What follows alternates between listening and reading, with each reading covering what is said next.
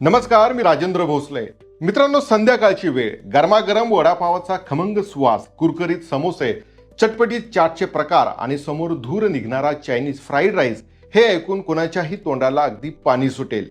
आपण सगळेच कधी ना कधी पोटाची भूक भागवण्यासाठी किंवा जिभेचे चोचले पुरवण्यासाठी रस्त्याच्या कडेला मिळणाऱ्या या स्ट्रीट फूडचा आस्वाद आवडीनं घेतो. मित्रमैत्रिणींसोबत गप्पा मारत वडापाव खाणं किंवा विकेंडला बाहेर चायनीज खाणं ही आपल्या रोजच्या जीवनशैलीचा एक भाग बनली आहे. पण मित्रांनो, ज्या तेलामध्ये हे तुमचे आवडते समोसे, भजी आणि वडापाव तळले जातात, त्या तेलाचा तुम्ही कधी बारकाईने विचार केला आहे का? ते तेल कसं दिसतं, त्याचा रंग कसा असतो आणि सर्वात महत्त्वाचं म्हणजे तेच तेल तो विक्रेता किती दिवस किती वेळा गरम करतोय याचा विचार आपण कधीच करत नाही. एकच कढई आणि त्यात उकळणारं काळकुट्ट दाट तेल. सकाळी तेच तेल गरम होतं, दुपारी त्यात नवीन तेल न टाकता तेच उकळलं जातं. संध्याकाळी त्याच तेलामध्ये शेकडो वडापाव तळले जातात आणि रात्री उरलेलं तेल तसंच ठेवून दुसऱ्या दिवशी सकाळी पुन्हा त्याच तेलाखाली गॅस पेटावला जातो. मित्रांनो, बाहेरून अत्यंत चवदार वाटणारा हा वडापाव किंवा समोसा तुमच्या पोटात गेल्यानंतर तुमच्या शरीराच्या आत, तुमच्या रक्ताच्या धमन्यांमध्ये आणि तुमच्या हृदयात नेमकी काय उलथापालथ करतोय याचा आपण विचार करायला हवा. हे तेल तुमच्या शरीरामध्ये सावकाश पसरणारं एक स्लो पॉइझन ठरत तर नाही ना? आजच्या या व्हिडिओमध्ये आपण कोणत्याही ऐकीव गोष्टीवरती किंवा सोशल मीडियावरील अफवांवरती विश्वास न ठेवता थेट वैज्ञानिक पुराव्यांच्या आधारे आणि जागतिक दर्जाच्या आंतरराष्ट्रीय वैद्यकीय संशोधनाच्या संदर्भासह या संपूर्ण विषयाचं सत्य उलगडणार आहोत. हा व्हिडिओ फक्त माहिती नसून तुमच्या आणि तुमच्या संपूर्ण कुटुंबाच्या आरोग्याची ढाल आहे. त्यामुळे हा व्हिडिओ अगदी शेवटपर्यंत नक्की पहा. मित्रांनो, आता आपण अगदी सोप्या भाषेत समजून घेणार आहोत की जेव्हा तेल वारंवार गरम केलं जातं तेव्हा त्याच्या आत असं नेमकं काय घडतं जे त्याला इतकं धोकादायक बनवतं. मित्रांनो, सर्वात पहिली गोष्ट म्हणजे बहुतेक सर्व स्ट्रीट फूड विक्रेते आपल्या व्यावसायिक खर्च वाचवण्यासाठी स्वस्त, अत्यंत रिफाईंड आणि हायली प्रोसेस्ड वनस्पती तेलाचा वापर करतात. जेव्हा हे रिफाईंड तेल पहिल्यांदा कढईत ओतलं जातं आणि गरम केलं जातं तेव्हा त्याची रासायनिक रचना स्थिर असते. पण जेव्हा तेच तेल वारंवार अत्यंत उच्च तापमानाला उकळलं जातं, थंड होऊ दिलं जातं आणि पुन्हा तापवलं जातं, तेव्हा त्या तेलातील नैसर्गिक गुणधर्म पूर्णपणे नष्ट होतात आणि त्याची मूळ रचना पार बदलून जाते. विज्ञानाच्या भाषेत या संपूर्ण प्रक्रियेला थर्मल ऑक्सिडेशन आणि पॉलिमरायझेशन असं म्हणतात. मित्रांनो, थर्मल ऑक्सिडेशन म्हणजे जेव्हा उकळत्या तेलाचा थेट संपर्क हवेतील ऑक्सिजनशी आणि अन्नामध्ये असलेल्या पाण्याच्या किंवा ओलाव्याच्या घटकांशी येतो तेव्हा तेलाचे रेणू तुटतात. या प्रक्रियेमुळे तेलामध्ये अत्यंत विषारी आणि घातक रसायनांची निर्मिती सुरू होते. अनेकदा तुम्ही पाहिलं असेल की स्ट्रीट फूडच्या गाड्यांवर कढाईतलं तेल अतिशय दाट, चिवट आणि अगदी डांबरासारखं काळभोर झालेलं असतं. हे तेल लवकर खराब वाटू नये, त्याला दुर्गंधी येऊ नये आणि त्याचा काळा रंग काही काळासाठी लपवता यावा म्हणून काही ठिकाणी त्यात विविध स्टेबलायझर आणि केमिकल मिसळले जातात. यामुळे विक्रेत्यांचा खर्च नक्कीच वाचतो, पण ग्राहकांच्या आरोग्याशी मात्र दैना होते. वारंवार उकळलेलं हे विषारी तेल जेव्हा अन्नाद्वारे आपल्या पोटात जातं तेव्हा ते आपल्या शरीरातील वेगवेगळ्या अवयवांवरती अत्यंत गंभीर परिणाम करतं. जेव्हा तेल वारंवार उकळलं जातं तेव्हा त्या तेलात असलेल्या चांगल्या चरबीचं रूपांतर थेट ट्रान्स फॅटमध्ये होतं. यासोबत तेलामध्ये प्रचंड प्रमाणात फ्री रॅडिकल्स तयार होतात. हे फ्री रॅडिकल्स म्हणजे आपल्या शरीरातील निरोगी पेशींचे सर्वात मोठे शत्रू असतात. जेव्हा हे फ्री रॅडिकल्स आपल्या शरीरात प्रवेश करतात तेव्हा ते थेट पेशींवरती हल्ला करतात. या स्थितीला वैद्यकीय शास्त्रामध्ये ऑक्सिडेंटिव्ह स्ट्रेस असे म्हणतात. या ऑक्सिडेंटिव्ह स्ट्रेसमुळे आपल्या संपूर्ण शरीराच्या आतल्या अवयवांमध्ये सूक्ष्म पातळीवर जळजळ म्हणजेच क्रॉनिक इन्फ्लेमेशन निर्माण होते. ही जळजळ पुढे जाऊन कर्करोग, मधुमेह, हृदयविकारासारख्या गंभीर आजारांची पहिली पायरी असते. मित्रांनो, आपल्या हृदयाचे आरोग्य पूर्णपणे आपल्या रक्ताभिसरणावरती अवलंबून असते. पण हे ट्रान्स फॅटयुक्त अन्न जेव्हा आपण सातत्याने खातो तेव्हा आपल्या रक्तातील LDL म्हणजेच वाईट कोलेस्ट्रॉलची पातळी झपाट्याने वाढते आणि दुसरीकडे आपल्या शरीरासाठी फायदेशीर असणारं LDL म्हणजेच चांगलं कोलेस्ट्रॉल वेगाने कमी होतं. हे वाढलेलं वाईट कोलेस्ट्रॉल आणि ट्रान्स फॅट हळूहळू आपल्या रक्ताचा पुरवठा करणाऱ्या धमन्यांच्या आतील भिंतीवर साचू लागतात. या स्थितीला विज्ञानामध्ये ॲथेरोस्क्लेरोसिस असे म्हणतात.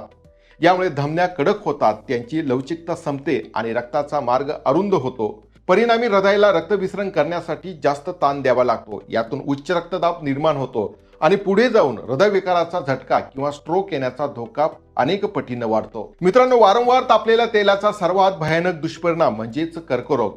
जेव्हा तेल पुन्हा पुन्हा उकळलं जातं तेव्हा त्यातून अक्रोमाइड, पॉलिसायक्लिक, अरोमॅटिक हायड्रोकार्बन्स आणि निरनिराळे अल्डिहाइड्स यासारखे अत्यंत धोकादायक रासायनिक घटक बाहेर पडतात. हे सर्व घटक कार्सिनोजेनिक म्हणजेच कर्करोग निर्माण करणारे मानले जातात.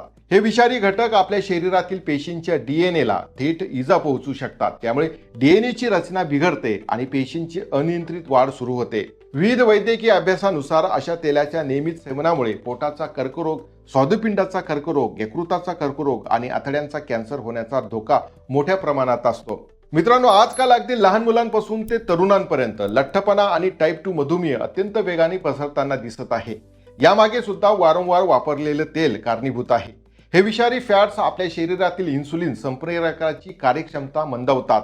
याला इन्सुलिन रेझिस्टन्स असे म्हणतात. जेव्हा शरीरातील पेशी इन्सुलिनला प्रतिसाद देणे बंद करतात तेव्हा रक्तातील साखरेचे प्रमाण अनियंत्रित होते आणि माणसाला मधुमेह होतो. यासोबत या तेलातील न पचणारे फॅट शरीराच्या पोटाभोवती साचून यकृत चरबीयुक्त बनवतात, ज्याला फॅटी लिव्हर डिसीज असे म्हणतात.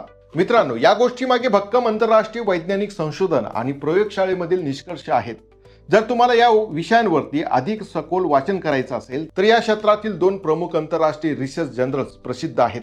पहिलं म्हणजे जर्नल ऑफ फूड केमिस्ट्री. या जर्नलमधील एक सखोल अभ्यासानुसार जेव्हा वनस्पती तेल वारंवार तळण्यासाठी वापरले जाते तेव्हा त्या तेलात लिपिड, पेरॉक्साइड आणि विषारी एल्डिहाइड अत्यंत वेगाने तयार होतात.